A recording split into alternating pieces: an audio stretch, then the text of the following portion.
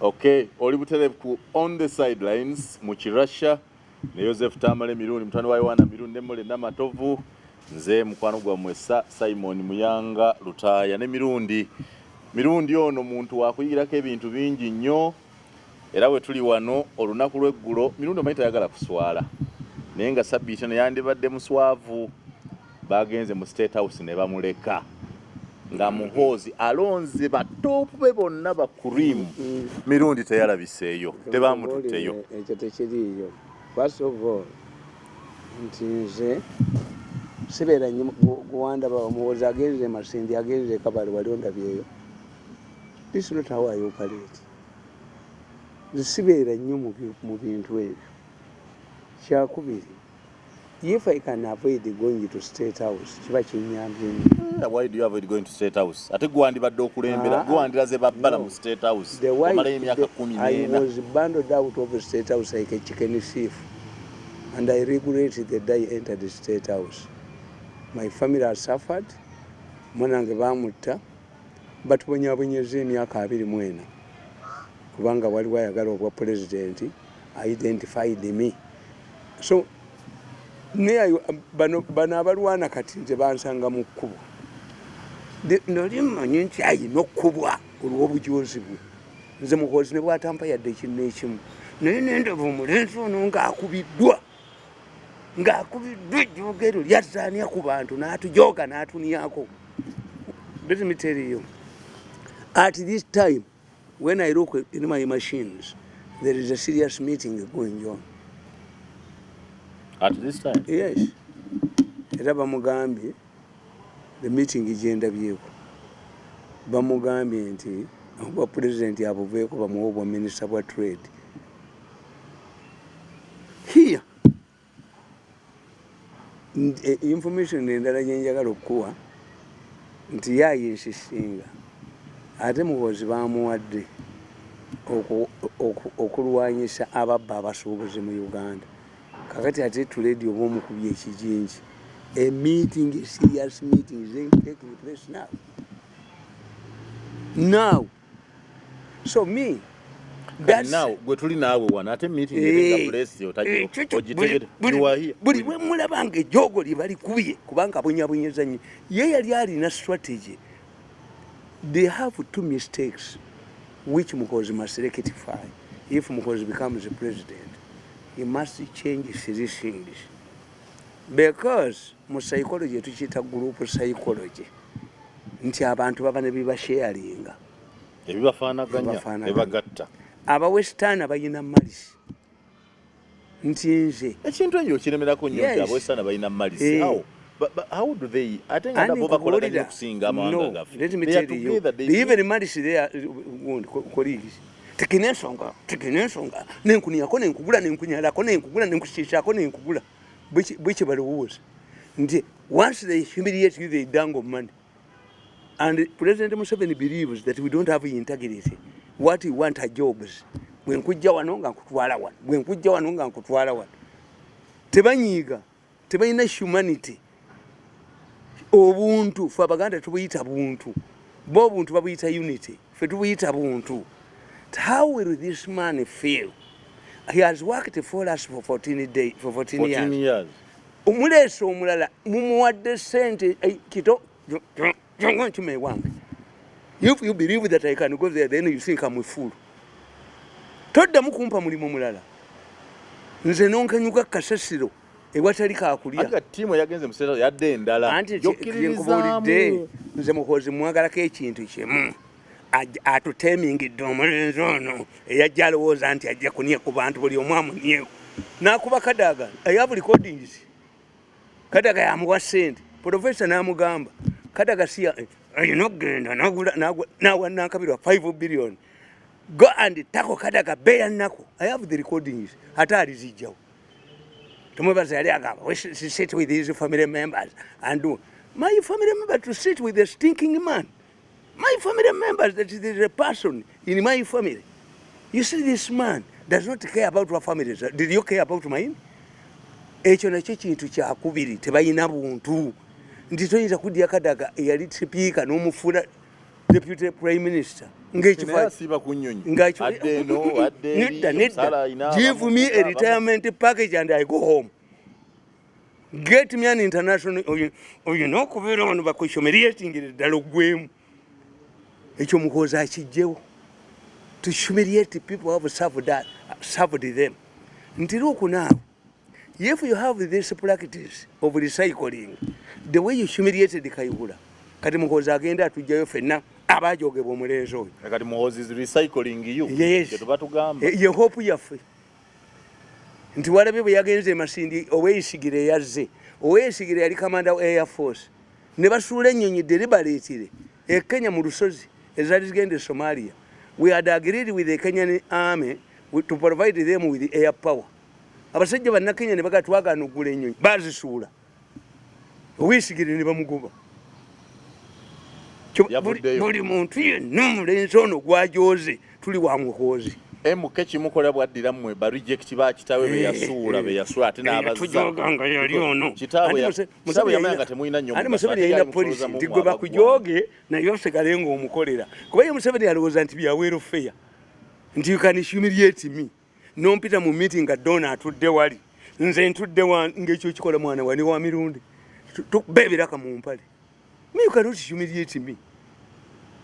Nobody on earth can humiliate me.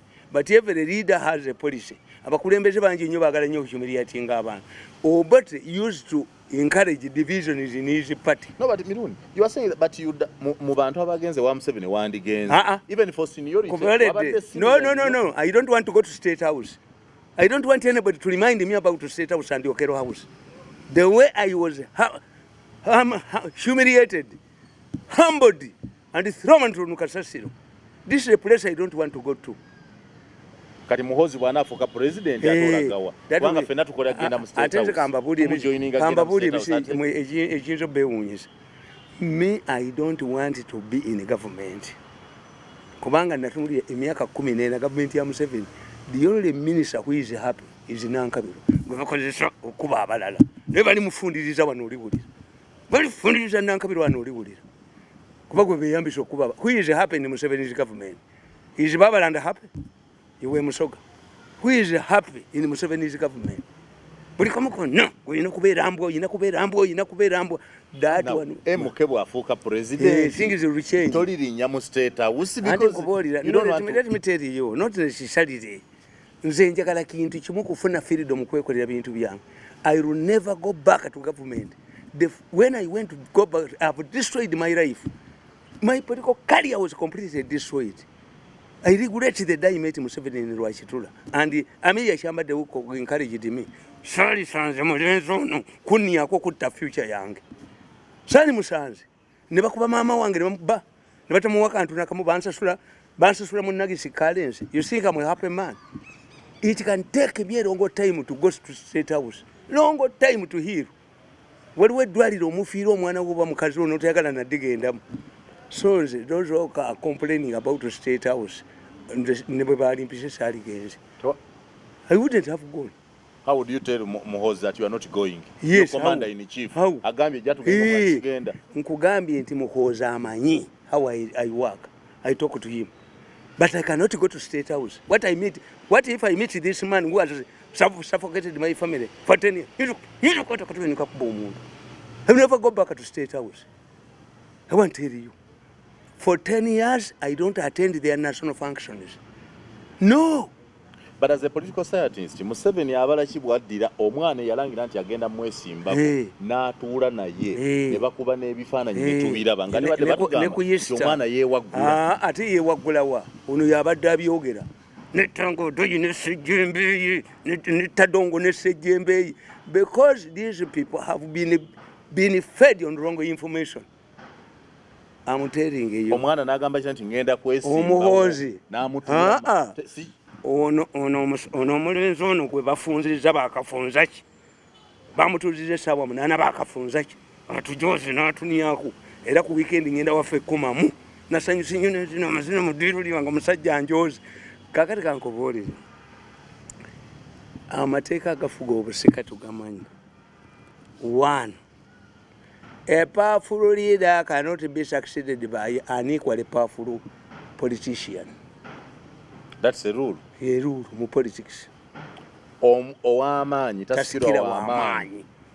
Nti tunuulira. Yes. Look. Sengo was a powerful man. He even represented, because at that time, France wanted or considered these as the overseas territories. Yali poet mulungi nnyo mu Lufalansa. Yasikirwa Diouf. Kasajja kawanvu bwe kati. Diouf, yes. Diouf. Is the one who succeeded the giant Sengo. Yes. Ono Gundi yavuganya Sengo from 1971. Ono musajja omukulu gwe bajjeko at 85. Niti bamuwa. The man mu Senegal, omulala ono omusajja omukulu eyafuze nga wa myaka 85. He started contesting with Sengo from 1971. But when Sengo died, Atali Kufo. Kufo mu Ghana. Who's that man? The old man from Senegal. Yakola n'ekifaananyi kirungi. When you go to Malawi, Engwanzi, Kamuzibanda, Empologoma, was succeeded by little known Bakiri Muruzi, a Muslim. Yes. The Chihana, the kid was failed. You go to Kenya, there was a man called Bamitangani, Mbuyi Koinangi. Mbuyi Koinangi yattaba Naskire Chinyata. Ne baletawo change the constitutional group y'Abakikuyu. Bagane Moyi nti vice president should not become automatically president. Na ye Moyi unknown. Gendo soma kataba ka Moyi. Bakayita the making of an African statesman. Moyi omusajja omukikuyu bamuyita Gisunguli. Yamubbako omukazi omukikuyu. Namubbulamu n'ekizimbe Lilian Towers e Nairobi. Naawe omulunzi w'entego wepankira ku mukazi omukikuyu. Kasome the making of an African statesman. Moyi wanudde yali agenda eyo muri Rift Valley gye bamuzaala nga bonoga nti Museveni ayina ekisozi omuganda n'agenda ye ekisozi yasanga omusajja mu kkubo n'amukuba empi nga ye Minister wa Internal Affairs and Vice President yasanga omusajja mu kkubo mawumawu n'amuga nti oyise ku road block nga ne bendera kweri n'amukuba empi akuba minister. Yes, akuba Vice President. Moyi akiikirira Kenyatta mu 1975 ku OAU. When he went back, he was humiliated. Minister of Internal Affairs and the Vice President, his house was searched. Nti atutte mundu ze yajje ku Idi Amin. Amin yamwadde mundu asole Moyi. So otegeeza kiwoga nti a powerful political man cannot equally be. This one was humiliated. Read his book. At one time, Kenyatta yayita Moyi ewaabwe muri Rift Valley. Moyi gye bamuzaala nga Kenyatta ayina y'amaka.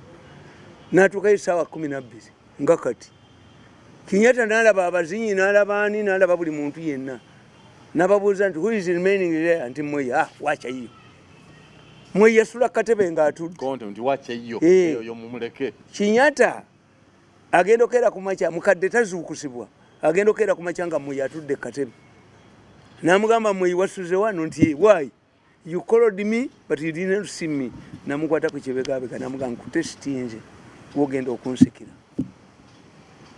era Kenyatta bwe yalwala ne bamutwala e Mombasa gye yafiira naye Mbuyi Koinange yali asse Tom Mboya ngasse Gundi Gama Pinto ngasse je Kaliyuki bonna abamanyi yabatta amanyi yabasigalawo akulembere kakati Mbuyi Koinange yadda ku kitanda kya Kenyatta bwati alinda Kenyatta afaakole ki amusikire muka Kenyatta mama Ngina kyava afuluma ebweru n'amugaa nti omulwadde awumuddemu nze ngenze kakuwoza ngoye naggala ekisenge kozi Kenyatta afudde Nembuyi Koinange kugenda luddawa agenda awummulemu naye omulwadde gyawumuddemu abamulabira katugende kozi mama Ngina agenze kkubiraani Moyi omuga nti ono akutuse era yamugamba nti Moyi amaaso g'eggwanga gazibye yalowooza bajja kidite kitinga Moyi drives from Rift Valley to Mombasa to avoid detection.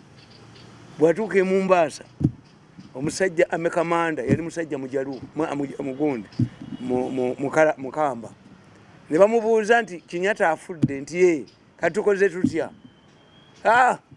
yali yenyweredde omwenge gwe wacha hiyo Moyi yali anywa ku mwenge yali mutamiivu omutamivu asobola tukulembera anti kakati nkubuulira anti wulira amme kamanda bayina omubuulirako nti oli afudde kati bamubuuza muka Kinyata amubuuza olowooza ani ye namugamba nti njagala mmuyi naye waaki eyo balina erinnya lye bamutuumanga waaki ayiyo naye alyeko kubanga mwe yali musomesa wa primary wa P6 mwe yasomesanga P6 era kyova olaba nti mwe yayagala nnyo Mudavadi ono Mudavadi kitaawe Moses Mudavadi ye yamulijja mu busomesa namuyingiza politics yali wakaddu abakaddu ne beegatta ne Kanu naye nga si musajja muyigirize ate nga ali kericho eri ewaabwe olwo maama nnyina agambye Moyo yaddawo olwo anti bamugamba amaaso g'eggwanga gazibye avuga okuva mu Rift Valley alagawa bwakyali mu Mbaasa kakati Mboyiko inange agenda okulaba ku TV balangirira nti Kinyata afudde ng'ani ali emabegawe amme kamanda Mboyiko inange teyakwata ku bukulembeze yatta bannene bamutya. That's rule number 2. A crown prince cannot become a king in many cases. A crown prince yes cannot become. How long has it taken Charles to become a king? Very many years. And why did the queen decide to kufiirako lwaki yali ayagala bazzukulu be kubanga Charles tayagalibwa talabika bulungi zote handsome man n'ayagala ne mukomusajja oyo gundi paaka abane bamukyawa n'enfa yaani ya Diana Birmingham Palace yali n'abakyala yagayaza ensonga eno ng'alooleza mu bazzukulu be batabuse kubanga bategeera nti nnyabwe battamutte. Kakati Queen n'ategeera nti bano abaana tebannaba kuwa makiwa ennaafu ono atuwandiiseeko ekitabo asazewo genda gundi atuuziddwa olaba nga anti omubi akira ewatali ate banaakola ki? Queen yategeera nti bwembeerawo bajja kuwakanya nkyuse ye n'abyekweka. Kakati Charles yalina okuwumbawumba kuwona omwana ono asigaddewo. So rule number 2, a crown prince cannot become a king. A king. Mbabazi believed that he was a crown prince. And I wrote a book from crown prince to commoner. Buli muntu wano gwe mubadde mulaba bu Kenya naye yagalako okubeera ku gundi crown prince natandika okukola ebya Museveni byennyini n'akola yagwa mwabaganda mwe mwakuba Bukenya yali atuusa awafuga naye mmwe bennyini yali bwengokyali mu byofuzi batugamba nti to graduate there is no challenging period more challenging period than graduating from a crown prince to a king. Bafiirawo nnyo buli omu akutunuulira kati olaba crown prince we Saudi Arabia tebamugamba nti yatta Kasogi babirwaniddemu why? Kakati that is important nti how many women die during nga baconceiving? Many women die during delivery. Yes. Bafa bazaala. Kakati bakugamba mu byobufuzi to graduate from a crown prince kifaanana nga kuzaala bafiirawo nnyo. Kakati muhoozi tafuukangako crown prince. In fact, in many cases, muhoozi were not considered. Ono munnaffe nga yeyitawo ekitalo yajoga yatukuba yatusaanyaawo kati ng'oli Museveni akwesa omwana we musikando zizo nezili mu gavumenti nga lyamusindika musanda hasti kusoma amukuzizza mu magye amuwadde SF sawa aba yali amukwesa omayika nkubuulire yamuteeka mu bintu mwatalina sikando ebiina rules yamuteeka mu bintu ebiriko amateeka. Museveni yakugamba nti temuyina vision. Many people didn't know what a vision means. A vision means an idea you have today whose fruits will be realized in a period of not less than 20 years. True, that's a vision. Nti Museveni yasalawo genda Dar es Salaam. A long time picture of what you want kakati to see. Ekyokubiri Museveni operates the Orthodox Church. Alibeera faza awasa alibeera bishop atawasa alibeera faza awasa. This is a principle in the Orthodox Church. Mutabani we kankubuulire mutabani we wali omulabyeko mu magye 10 agagenze mu parliament wali omulabyeyo mutabani we wali omulabyeko ku kakiiko akanoonya obululu sibakikonko be babeerayo wali omuwuliddeko ng'akomentinga ku issues eziri mu gavumenti nedda abadde amutukweka butamanya nti ajja mu byobufuzi kuba bamuleeta mu bana 10 twandeeza nti yali mufudde Crown Prince and Museveni akozesa nnyo reverse psychology. Once you provoke Museveni ate akolera embeera omusajja ono ave mu magye is flouting military rules nga yamuwadde oba advisor special operations. Who can define special operations? Museveni yenyini yakimanyi kitege mu mateeka baga define era yababuuzizza Museveni we yabadde azzaayo etteeka define omusiyazi define asasanya obusiyazi kiralite mu mateeka kiralite. Kakati Museveni bwe yamuwa special operations waliwo yabuuza nti what does the special operations tebitegerekeka tewali yabuuza nti omuwadde special operation ono mukoddomi we ye general duties advisor general duties economic affairs ekikwatawa kyobulafu ababimanyi tetugendayo nze mbimanyi toyinza kuŋŋamba nti advisor on media ng'ate already nze mbadde advisor wo mu media a press secretary is your advisor on media kati ate eri tulemaganiddwa ate nno nkimanyiwo ki ŋŋenda wange kwebaka si kyabulabe. Museveni yakkiriza nti akimanyi nti mutabani wasaba obwa president n'asisinkana n'abakulira akakiiko abakulembedde message kyawe yabadde ye Museveni yakoze bw'ati olw'okuba nkugambye nti Museveni abala ebbanga ddene ekisanja tebakisiba ekisanja bwe baali bakola constitution mu 95 Kanyehamba yagende wa Museveni n'amubuuza what do you want in this constitution? Museveni yamugamba I have nothing else but we must make a flexible constitution for Uganda.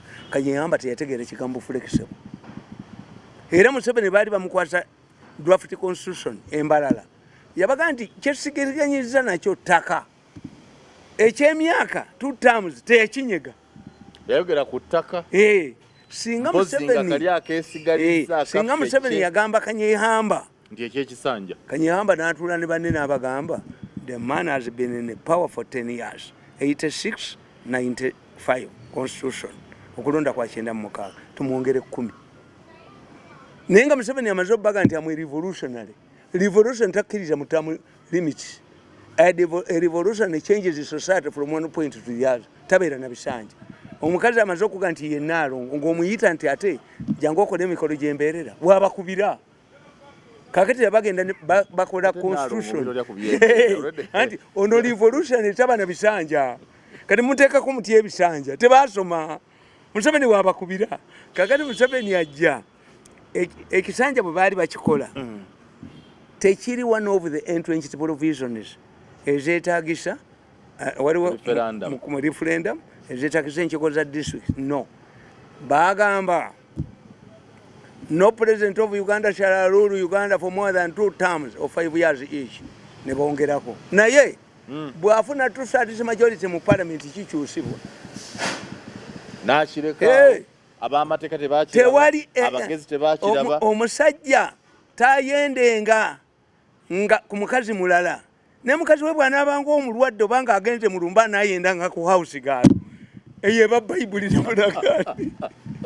bonna baafayo n'entwe zaabwe ate najja abatega ekya federo beekandaga basemwogere bonna abaganda bonna beekandagira ku federo naye ng'ekinene bakoze bakiyiseeko in Ghana no president of Ghana shall rule Ghana for more than 8 years of 4 years each full stop no lakuna eye Ghana tugikyusa kiziwere entrench yes mu America ekisanja bakireeta 1956 n'olwokuba tekyaliwo ne bakiteekawo tewali alikijjawo era ligani yagamba ekisanja kibagobera abakulembeze bebadde mukyayagana tikiyinza kuvaawo kakati if today olaba baagala okuzaawo term limits term limits kitegeeza nti bwe ziddawo no incenting term limits tewali baddamu kuzijjawo zaaliwo ne muzizaawo teziddamu. Nuupu yeetandisozzo ezaayo. Ezaayo Anti Bobi Wine akwata busubi. Let me tell you. You don't need to set a term limit for leaders. Nti ba MP obaki. Even in America, there are no term limits for political parties. There are term limits for individuals. The Democrats can rule as long as they appeal to the voters. Tebasiba ba individuals gwe nga muyanga osofuga ebisanja ebi n'ekibiina kye kya DP ne bwe kiba kifuza ne stop kakati buntu obwo babuteeko ne tebabitegeera buntu bw'amaanyi nti one party has ruled Japan for 50 years. There was a party that ruled Japan for 40 years in Mexico. Naye nga bakyusa baki bakulembeze nti South Africa ekyusa bakulembeze Chama cha Mapinduzi bantu be bakyuka n'ekyama kya Mapinduzi because there cannot be a political kakati bano onogundi Bobi Wine is arguing is advancing a stupid argument. Are you not going to have primaries in your party? There will be primaries. Kakati if there are primaries the voters will know. If we bring this man is a political liability, so you leave that at the primary election is here. What bakitegeera nti you are saying ono yete bamuwangula gwo wadde tamu zebbiri nti yajja luli abaakomawo ono yete bamuwangula izije garanti kubanga Bobi Wine ayogera mu kyetuyita tulina kyetuyita proportional representation ngekiri South Africa. You don't have a constituency. No, anti tulwana nabo ekyo tokireeta bani abasala wonti apofuminze oba tabafuminze balonzi mu kibiina kyammwe temulibeeramu kamyufu wekali nga ntawana naawe lwaki. If Ugandans have freedom to vote whom they like, why do I put term limits? I thought Mugisha muntu agamba you cannot give what you don't have. Yes. Maybe Bobi Wine yagadde kubalaga nti obanga nsobola okussekomo ku bisanja munda mu party na wali bwenzija nsobola okikola. Ekyo tekikola nti nkugambye that cannot work. The Conservative Party ebungereza Margaret Thatcher yafuga emyaka 17. The moment she suffered political diminishing returns, she was forced to resign by her own party. Baleta John Major. The Labour Party, yaleta Tony Blair nga wamaanyi nnyo ne Gordon Brown. The moment they realized that Tony Blair was suffering from bamujjako ne baleeta omulala. Bano abali mu buyinza kati olwaleero bajjeko ba prime minister bameka. Bajjeko bameka. Teddy May yagenda Boris waliwo bakyusa juzi waliwo omukazi atamazeeko na gunaku ssatu. Yes, what are they doing? What they are doing is that we get a new leader beronda mulimu ennyini Mirundi nkitwale nti Museveni yakoze public statement wati yayogedde nti omwana byaliko mbimanyi kubanga ono babadde bamuli ono abadde alimba abantu. Their argument was stupid. Museveni bw'aba akola ebintu buli muntu amuwaaki olubimbi lwe. This is why Tango Day was fighting Lumumba. Gwoli wa nomination nga tuli mu kalulu. Don't run a party daily. We shall not have nominations every day unless there is a vacancy in a constituency. Ngaliwo go bajeyo bagaliwo afudde. Lwojja. Omulimu gwa Lumumba gwali gwa buli lunaku run secretary. Ono nojjoni nesijjembe nirijja nesejjembe yalyo kuba lyava makerere nga baliwo abalikozesa bajja likwata balisibe. Ayina abamukozesa. The problem is nti babadde batambulira ku bulimba. Ogamba lino otegeeza omuntu eyansomesa Makerere. Talina magezi oyo. Eyansomesa omusomesa wa gwogamba. Noga nti we have only one nominated candidate. Museveni is no longer a nominated candidate. Museveni is a sitting president. So Museveni cannot have a nominated. Which delegation nominated him, elected him to be nominated? No, he's a sitting president. Why? These people having skeletons in their cupboards. Era kyengenda okubulya final. Kakati nkugamba nti rule endala ekugamba. The president cannot entrust power to somebody who will not attribute his success to him or her. Tomuwa. A man like Mirundi, an arrogant man, who believes that you have appointed him a minister because he is capable. Tomuwa. After all, Sasoma. Nasoma. Nesobola. Chiwe nabanja. Tinabanja bwe bamukubira esimu nti gwe prime minister yagala lunaku lwa temunimba nammwe nakubira Museveni namugande naye muze kituufu oyo muwe waliwo omusajja gwowe 1500 nadduka ne gwowe miliyoni nagati kati ampadde ki yes tukita politics overwhelming. This is why moye yagamba nti nze ndi mu buufu bwa Kinyata nyayo. I mean, Nyayo means the footsteps. Because Chinyata attributed his becoming a president to the Kenyatta family. Ne portraits zali mubiri. Ne sente za Chinyata zasigala zikola. Teyaneming ko monument yo ne ya Chinyata. Jomo Kenyatta International Airport. Moi Airport, Jomo Kenyatta University, Moi University. That's why Chinyata no Uhuru yesanze mu buzibu nga tayinza kweneminga mu kintu na kimu. Is it Chinyata 2 or Chinyata 1? What Chinyata 1? Kakati kitegeeza Museveni alina okulonda omuntu. So kitegeeza Museveni yayongedde mutabani wa amaanyi. Nawereza sigino lwaki beekubye ebifaananyi n'ebyafulumye. Yes, byafulumye ne yagendayo kubanga nkugambye nti ono yagana okukkiriza. Waliwo ekintu mu nsi ng'okyagala nnyo naye nga tekisoboka kukolebwa. In Africa, a muko cannot succeed his father-in-law. Divorce. Ayina okudivorcinga omukazi agambe ngono ka muntu tinze bannange bwe nalaba nga byebakola bikyamu nabaawukanako then we new man. Ate kakati Museveni omubalanga omukosi nga munna Uganda amuko is a fact. No ajanga ani nkugambye ize muko muko kakati nkubulya Museveni amaze okulaga sign kati omuntu yenna avaayo against mukoza abalebo yes amaze okulaga and two. How can you marry Umuhozi? Umuhozi who Avenger must live longer. The Avenger must live longer than who? The one who is going to avenge. 3. If Museveni humiliates his son, and you people, his Muhozi's enemies, threaten him, like humiliate him like what they are doing.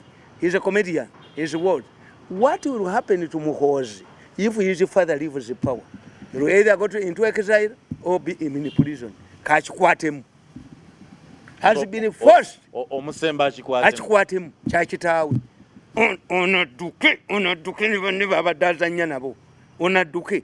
And Museveni encourages you to embark on a self-destruction mission. Museveni encourages you. Akakasajja kakabusenga kako. Museveni give more powers to Mbabazi. Naye Museveni kyakola Mbabazi kyali eki yakwata mukazi we namutwala mu prime minister's office. I have a letter where Museveni wrote to Mbabazi, stop harassing my wife. Mbabazi yagwa ekigezo. Yali tamanyi nti omusajja ono amutega. If you mistreat my wife when I'm still around, what will happen? What will you do when I'm absent? Teyakibala Museveni atega. Era bano bonna bakuga. Hey, Museveni yagamba Kayihura nti ajja mulekera obwa president. Nze Museveni nampita nangamba ti Mirundi njagala okulekera obwa president mugamba muzeyi nze njagala oli mulamu ngenze n'okgenda testing sisobola yagenda naye juzi watugamba olina abaana 83 n'embuto 3 naye bw'oba olina embuto 3 Parliament yagaye nti diapers kabazongere kabasiteekeko omusolo eyo Parliament wagivaako dda. Parliament is composed of amateurs, semi-literate, because Baba ne bajja. They're out of touch with the population. Let me tell you, we are capturing every statement made in Parliament. Kubanga in absence of a husband bajja jikweka. Tugenda kuteeka mu mobile brigade n'ebizindalo ebyamanyi bikuba mayiro 10 tukuteekeko ng'oyogera. nti pampa bazongeze olabe eruwero bwe bamutwala nga tali abo twabamaze yatugambye nti pampa zezisigula abasiyazi zinadali pampa zezisigula abasiyazi okuwera. Do you think that the basiyazi are poor? Batugamba nti bebaleeta nawo sente, they have been saying they are rich.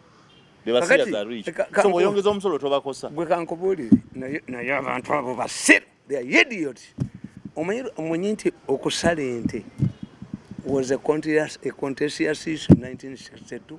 Okusala ente nga tuli ku independence nga bagenze era nka sokola constitution. Okusala ente abakulembeze b'obusiraamu bagakiteekebwe mu constitution omusiraamu y'anaasalanga ente ebisolo. Beni kiwanuka n'abaga nti obwo bulombolombo bwammwe bwe muteeka mu constitution bujja kubeera amended. Negundi yabaga sekandi obwakabaka baali babutadde mu miscellaneous mu constitution abaganda ne balwana sekandi n'abaga nti mmwe bwe mukola eholo chapter mu constitution babo amendinga bakola tewali teeka lya kabaka bulombolombo bwamwe tebutekebwa mukobaki bonna ne bavaayo kubanga mu Buganda omugezi bwayogera ebitaka bya sekandi babitemye abagwagwa kivula nsuubuliriza abagwagwa mu Buganda. Kakati Beni Kiwatoka bamuga nti yabaga nti n'embizi mwe munaazisala bwe muga nti mwe munaasalanga ebisolo ne baga nti Beni Kiwatoka agambye okusala bakuba nkube. Kakati kankubuulire oyo omukazi oweeruweere yayogedde ekyobusiru ekyo yagambye afaananya ddala diapers pampa zeziwaga abasiyazi anti ye yakula tayambala mpale takimanyi yali ku bikookooma tayinza kusaba muntu kye yali tamanyi. Bw'ogenda mu kyalo okusuula omugati n'ekibajjo kya muwogo balondawo muwogo balonda muwogo gwe bamanyi tamanyi oyo ye tabimanyi amanyi nappi bamuteganga bikookooma kubanga kankubuulire let me tell you nti kyembadde nkunyonyola kiri bwe kiti nti lukuhiya abasiraamu n'abalokole the battle between Christians and the Muslims over slaughtering of animals yava mu 57 kati batuuka mu 62 62 era Lancaster ne baga nti tukiteekemu to protect. Naye omanyi lwaki abasiraamu be basala ebisolo? The reason is simple. Omusiraamu ina abakazi bana ate okulya mu busiraamu sunna. Kakati gwe wakakazi akamu ne kafukira kakenyama oyinza kusala ente kubanga ono bw'asala ye yekka nga ye okujjako nga ffe babingwa ba Christians nga ffe abayina abana kiro 10 ana ekisambi nkimalawo bwe njimala njagala kulya nkoko akasero nkamalawo fe singa ffe twagiteetinga okusala ab'omukazi omuntu kakazi kamukafu era ffe Abaganda tukugamba nti omusajja ow'omukazi omu bw'aba atudde ku lubalaza saawa nga zino munyumya ne mukazi waajayo ebintu akolaki seggwanga neekomawo neekutunuulira ng'olina akakazi kamwekusekerera laba embwene nsula mu nnyumba yaayo naye yeyina akakazi kamu laba esanga ezingobere Maliza ne Tamale Mirundi. So olabanga omusolo ku diapers nawe guyambira government. It depends on how ne kologeti bamujja kumujjawo kuba basenyisanga ki abasiyazi basenyisa kologeti. Bw'okimanyi nti President Museveni ayina patent ku muteete omuteete ogusenya amanyi baguyita muteete nja kuwaako era yagutwala nabwana waka kati it was produced is a type of toothbrush omuteete kakati oyina okumanya nti omuntu kyeyakuliramu nti abantu tebagula toilet paper bagula mawulire makadde kakati gwamanyidde toilet paper ne gakukuuta ennyuma era gundi I want to tell you Sendabula President yamulonda okubeera minister mu government yaabwe eye Masaka Sendabula bwe yagenda because of his level of development bwe yagenda e Rwanda ne toilet paper n'ateekako nga necessity bamugoba olukiiko lwa NRC lwatuula olwabayeekera twekuuya bikookoma ng'oyonona sente yaki bamuyitanga minister of toilet papers because they were low baali ku level yaki era bwe tuba tusoma ebyobufuzi batugamba nti when a primitive army invades and captures a modern society it is destructive kuba biri baba tebabikolaki abatanzania bakuba ennyumba zonna eziri modern tumalirize kati Hajjati Namyalo obuyinza abujja wa Museveni ate yalabye ne Muhoozi ng'atudde wa Museveni concept ezigenda kutambula tova ku main standby generator nga byonna Museveni is an adimayala of Nyerere mu bantu Museveni ba respecting yamuzimbira n'ennyumba Museveni Nyerere left a stupid will Tanzania terabiranga makage is Museveni who is helping the Nyerere's family members. Kituufu. Yes. Era olaba mukanyerere bwajja wano. Amuyisa with a lot of mama we yenyini. Amutwala nga mama. Yes. Has constructed schools in that area. And the Bahaya are going to be part of Uganda's Abahaya babatadde mu gundi ya Uganda. So awo kumalize nawo ONC ne standby generator tova ku main nono bagenda kola batya. Kye yakola yateekawo abazzukulu. Nyerere put the group of bazzukulu to agitate for his stay. Really? Yes. But Nyerere said abantu bebaka mu Dar es Salaam ti Nyerere aleme genda. Nyerere yali abakozi akakodyo kaali kamu yaddira omusajja mukwano gwe nga Mirundi n'amufuula omulala. Nadda ku constitutional square b'ekifo kyonna. Nyerere okoye. Nyerere otufuze bobe. Nyerere gwanga olyonoonye. Nyerere genda. Tukoye. Ng'ensi ekola bweki. Okumuwuliriza. Ekozi bambega weebali. N'okumuwaga. Kati Nyerere yabagamba nti okumanyi muli bakuusa. Ng'omusajja oyo mugenda yanvuma. Mwandi bali mwamusirisa. Mbalaga amanya k'abagendayo. Mfulumyerisi yabagendayo. Temuliiwo wano. Nyerere n'abagamba it is better for me to go now because the vacuum will be there. I will die. But it is better now to leave you with somebody and advise him and supervise him. Muteekewo muwa amagezi. Kakati Museveni muyeekera. Ataddewo abo. Problemu yaabwe eriemu naboogereramu era mikwano gyange nnyo ŋŋendayo go Namyalo. Mwagala nnyo ŋŋendayo. Era nabukofiira bwabwe mbwambala. Namyalo namugamba yiwe pressure group. You are not a campaign team. Era kyobula bwe balangirira.